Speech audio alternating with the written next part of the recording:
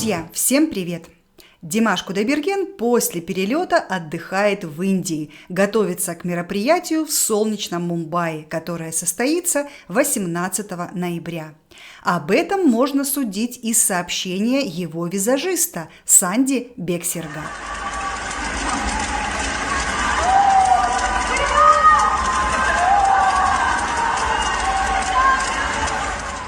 А перед этим артист на своей странице в соцсети рассказал: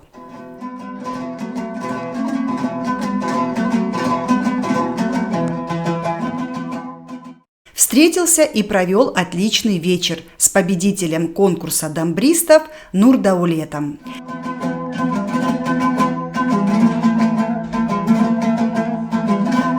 Желаю достичь больших высот, как известный всему миру Стиви Уандер, и добиться признания во всем мире.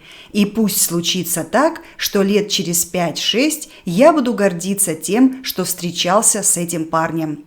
Я возлагаю большие надежды на тебя.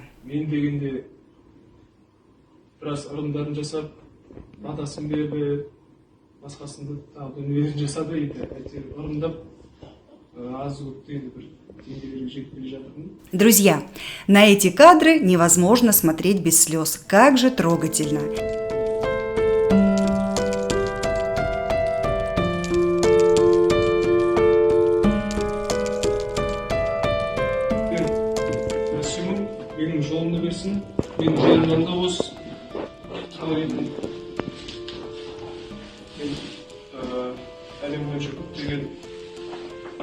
Кешірді, концерттеріне өнер көрсеткен костюмым. Соны тек не толық арындатып, саған кигізейін деп едім.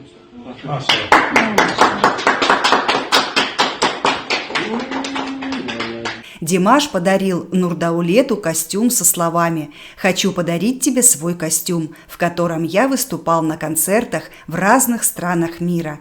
Пусть тебе дарует мой путь». А теперь очень важные подробности. У зрителей нашего канала возник вопрос, почему Димаш пожелал юному дамбристу из Казахстана мировой славы именно как у известного музыканта Стиви Уандера. Ответ прост.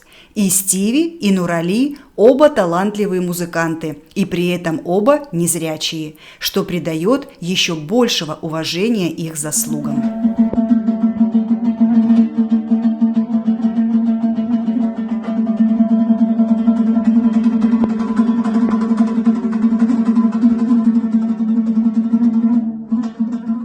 Димаш, как никто другой, понимает музыканта. Как вы знаете, сам Димаш носит очки не только для имиджа. Он сам ранее говорил, что не видит лиц зрителей на первых рядах, но от этого он любит зрителей не меньше.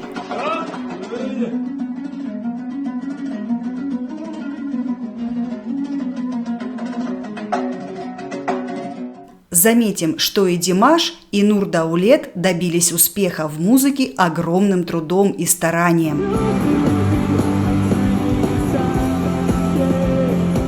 Димаш после успешного выступления в Китае смог купить всей своей большой семье новый дом. Похожая история повторилась и с талантливым Нурали. Незрячий подросток из Караганды победил на престижном конкурсе дамбристов. Школьник-виртуоз Нурдаулет Сагатбек обошел 550 участников со всего Казахстана. А свой миллионный выигрыш мальчик решил потратить на квартиру для родителей. Семья когда-то продала все, что было, чтобы оплатить его операции на глаза. Но, к сожалению, зрение не вернулось. И это преграда для талантливого ребенка. Он мечтает выйти на новый профессиональный уровень, но инклюзивных классов в университетах искусств нет, сетуют родители. С музыкантом познакомилась Марина Неватова.